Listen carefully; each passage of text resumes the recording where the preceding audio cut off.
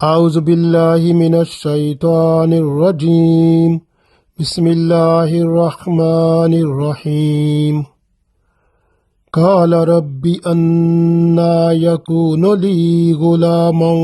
وقد بلغنی الکبر وامرأتی عاقر قال کذلک اللہ یفعل ما یشاء قال رب اجعل لي آية قال آياتك ألا تكلم الناس 3 أيام إلا رمزا واذكر ربك كثيرا وسبح بالعشي والإبكار۔ عزیز دوستو، السلام علیکم ورحمۃ اللہ وبرکاتہ۔ سورہ آل عمران آیت نمبر 40 اور آیت نمبر 41 تلاوت کی ہے۔ ان دونوں آیات میں اللہ تعالیٰ زکریا علیہ السلام کے بارے میں بیان فرماتے ہیں کہ اللہ تعالیٰ نے زکریا علیہ السلام کی دعا قبول کر لی جب انہوں نے بے موسمی پھل وغیرہ دیکھ کر اللہ سے عرض کی تھی کہ اگر تو مریم علیہ السلام کو بے موسمی پھل عطا فرما سکتا ہے تو مجھے بھی بے موسمی اولاد عطا کر دے۔ تو اللہ تعالیٰ نے ان کی دعا قبول فرما لی اور پھر فرشتوں نے انہیں بشارت دے دی جب وہ قیام میں تھے نماز میں کہ اللہ تعالیٰ آپ کو بیٹا دے گا، اور اس کا نام بھی بتا دیا کہ اس کا نام یحییٰ ہوگا۔ اللہ تعالیٰ نے خود ہی نام رکھ دیا۔ پھر وہ عیسیٰ علیہ السلام کی تصدیق بھی کرے گا اور بنی اسرائیل کا سردار ہوگا اور عورتوں سے رغبت نہ کرنے والا ہوگا۔ اس کی بہت بڑی صفات تھیں اور سب سے بڑی صفت کہ وہ نبی ہوگا۔ جب اتنی باتیں حضرت زکریا علیہ السلام نے سنی تو بہت خوش ہوئے، اللہ کا شکر ادا کیا۔ بعد میں ان کو خیال آیا کہ میں تو بہت بوڑھا ہو گیا ہوں کہ 120 سال کی عمر ہو گئی ہے میری، 98 سال کی میری بیوی ہے اور وہ بھی بانجھ ہے، اب بچہ کیسے ہوگا؟ اب پھر اس کو شیطان نے بھی وسوسہ ڈالا تو خیال جو تھا یہ اور زیادہ بڑھا۔ تو اس خیال کو اللہ تعالیٰ نے اس آیت نمبر 40 میں بیان فرمایا۔ ارشاد ہوتا ہے کالا، کہا زکریا علیہ السلام نے، رب، اے میرے رب، انا، کہاں سے، یکون لی، میرے لیے ہوگا، میرے لیے کہاں سے ہوگا، یا میرے ہاں کہاں سے ہوگا، غلام، لڑکا، میرے ہاں لڑکا کہاں سے ہوگا، کیسے ہوگا، وقد، اور جب کہ بلغنی، میں پہنچ گیا ہوں، کبر کا مطلب بڑھاپے کو، اور میں جب کہ بڑھاپے کو پہنچ گیا ہوں،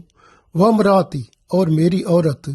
آکر کا مطلب بانجھ ہے، اور میری عورت بانجھ ہے، تو اب لڑکا کیسے ہوگا ہمارے ہاں۔ کالا، پھر فرشتوں نے جواب دیا، کذالک اللہ، اللہ اسی طرح کرتا ہے، یفعل، جب وہ کرتا ہے، اللہ وہ کرتا ہے، ما یشاء، جو وہ چاہتا ہے۔ تو اللہ پھر جو چاہتا ہے وہ کر دیتا ہے، اللہ تعالیٰ نے فرما دیا تو بس یہ ہو جائے گا۔ تو گویا جب زکریا علیہ السلام نے کہا قال رب انا یکون لی غلام وقد بلغنی الکبر وامراتی عاقر قال کذالک اللہ یفعل ما یشاء۔ زکریا علیہ السلام نے عرض کیا، اے میرے رب، میرے ہاں لڑکا کہاں سے ہوگا، میں تو بوڑھا ہو چکا ہوں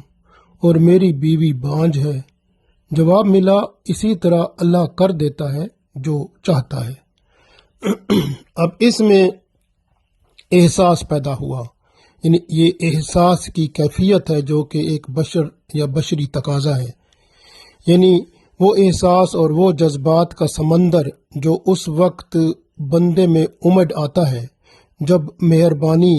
یعنی اللہ کی طرف سے ایک عظیم کرم کے ساتھ برپا ہوتی ہے۔ سوچو، دعا کرو اگر آپ، اور ایک بات جو ناممکن ہو اور وہ ممکن ہو جائے تو آپ کیسے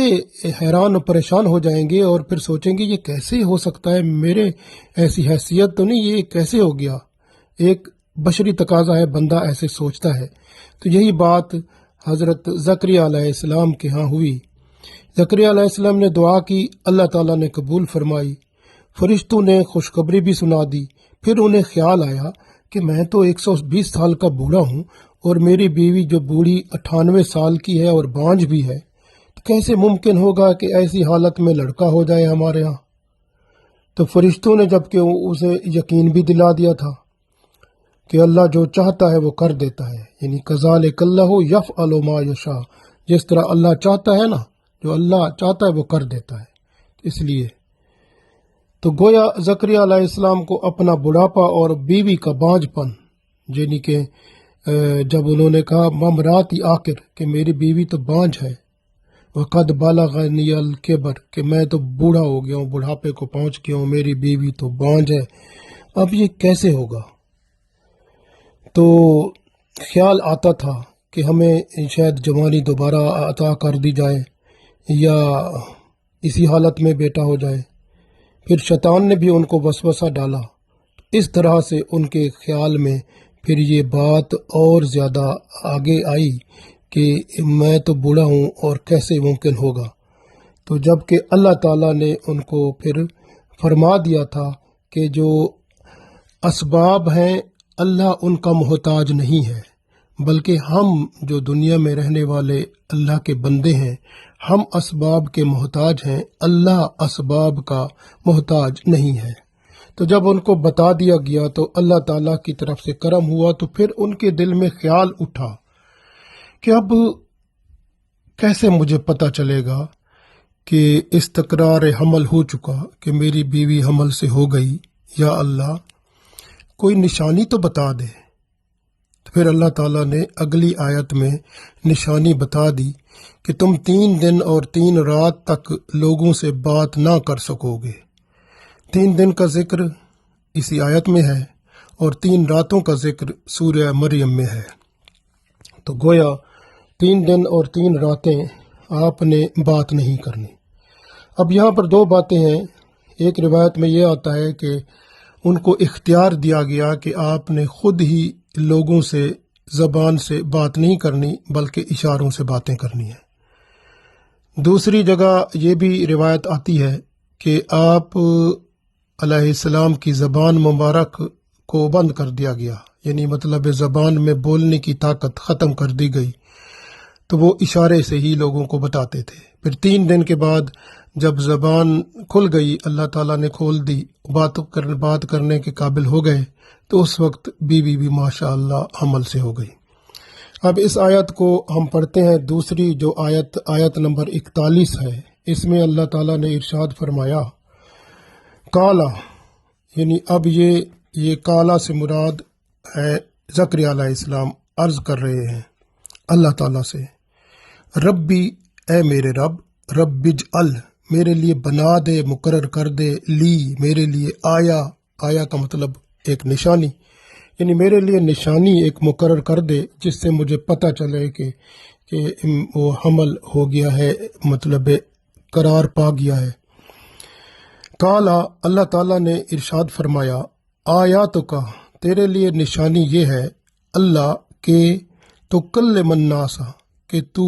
بات چیت، تکلمہ کا مطلب کلام کرنا، یعنی تو کلام نہیں کرے گا، ناس کا مطلب لوگوں سے، کہ تو لوگوں سے کلام نہیں کرے گا، 3 ایام دن، 3 دنوں تک، یعنی 3 دن تک آپ نے لوگوں سے بات چیت نہیں کرنی، اللہ مگر رمز کہتے ہیں اشارے سے، یعنی ہاتھ کا اشارہ، سر کا اشارہ، اس طرح سے اشاروں سے بات کر سکتے ہیں، لیکن آپ زبان سے بات نہیں کر سکیں گے۔ پھر آگے فرمایا اللہ تعالیٰ نے، آگے کرنا کیا ہوگا انہوں نے، وذکر اور تو ذکر کر، یاد کر، رب کا اپنے رب کا، یعنی اپنے رب کا ذکر کرتے رہنا ہے۔ کثیرن کا مطلب ہے بہت زیادہ، یعنی آپ کا کام ہے کہ زبان سے آپ نے اللہ کا ذکر ہی کرتے رہنا ہے، بہت کثیر ذکر کرتے رہو، بہت زیادہ اللہ کا ذکر کرو۔ وسبح، اور تسبیح کرو، یعنی ذکر بھی کرو تسبیح بھی کرو، بالعشی، شام کو بھی، والابکار، اور صبح کو بھی، یعنی آپ ہر وقت ذکر کرنا ہے، صبح ہو یا شام ہو آپ نے اللہ کے ذکر میں ہی رہنا ہے۔ غور کریں کہ نشانی تو حضرت زکریا علیہ السلام نے مانگی اس لیے کہ وہ اللہ کے زیادہ شکر گزار ہوں، تاکہ وہ خوشی ملے گی تو بندہ اور زیادہ شکریہ اللہ کا ادا کرتا ہے۔ تو اس آیت میں فرمایا کہ کالا رب اجعل لی آیا، کالا آیاتک کا اللہ تکلم الناس ثلاثۃ ایام الا رمزا واذکر ربک کثیرا وسبح بالعشی والابکار، یعنی انہوں نے عرض کیا اے میرے رب، میرے اطمینان کے لیے کوئی نشانی تو مقرر کر دیں۔ اللہ تعالیٰ نے فرمایا تمہارے لیے نشانی یہی ہے کہ اب تم 3 دن تک لوگوں سے گفتگو نہیں کر سکو گے سوائے اشارے کنائے کے، اور اپنے دل میں اپنے رب کو کثرت سے یاد کرتے رہو اور تسبیح کیا کرو، شام کے وقت بھی اور صبح کے وقت بھی۔ تو حضرت زکریا علیہ السلام نے عرض کیا یا اللہ ایسی نشانی بتا جس سے مجھے پتہ چلے کہ حمل ٹھہر گیا ہے، تاکہ میں تیرا شکر اور زیادہ کرنے والا بن جاؤں۔ تو یہ اللہ تعالیٰ نے پھر یہی فرمایا کہ 3 دن اور 3 راتیں جو ہیں تم نے اشارے سے بات کرنی ہے، زبان سے بات نہیں کرنی، زبان پر صرف ذکر الہی ہونا ہے، اور ان 3 دنوں میں اپنے رب کا خوب ذکر کرتے رہو گے، صبح شام اسی میں یعنی اللہ کے ذکر میں مشغول رہو گے۔ اور ایک روایت میں یہ بھی آتا ہے کہ 3 دن تمہاری زبان جو ہے وہ بند ہو جائے گی، خاموشی سے صبح شام ذکر کرتے رہنا، اور اگر ضرورت کی بات کوئی پوچھے گا تو اشارے سے کرنی ہے۔ پھر 3 دن کے بعد اللہ تعالیٰ نے آپ علیہ السلام کی زبان کو کھول دیا تھا۔ تو 3 دن اور 3 راتیں یہ ذکر الہی میں خالص وقف کرنے کا حکم آیا۔ تو اب اس میں پتہ چل گیا کہ اس کے بعد آپ سمجھ لو کہ اللہ تعالیٰ نے حمل قرار دے دیا۔ تو اس سے مراد ہوا کہ ہم جو ہیں ہم خود بھی جب اللہ کے ہاں عرض کریں اپنی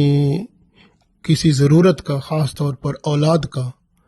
تو اس طرح سے ہم بھی اللہ کے ذکر میں مگن ہو جائیں،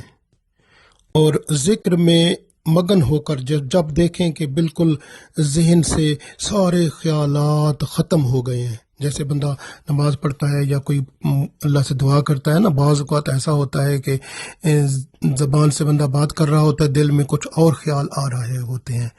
تو بندہ جو ہے نا ایسا کرے، پریکٹس کرے۔ جس طرح ہم کہتے ہیں نا کہ ایک بندہ جو دوڑ لگانا چاہتا ہے تو پہلے وہ خود دوڑ لگاتا رہتا ہے، پریکٹس کرتا ہے، تو پھر وہ مشق کر کے پھر وہ ایک اس قابل ہو جاتا ہے کہ اس طرح کی دوڑ لگائے جس میں مقابلہ جیت سکے۔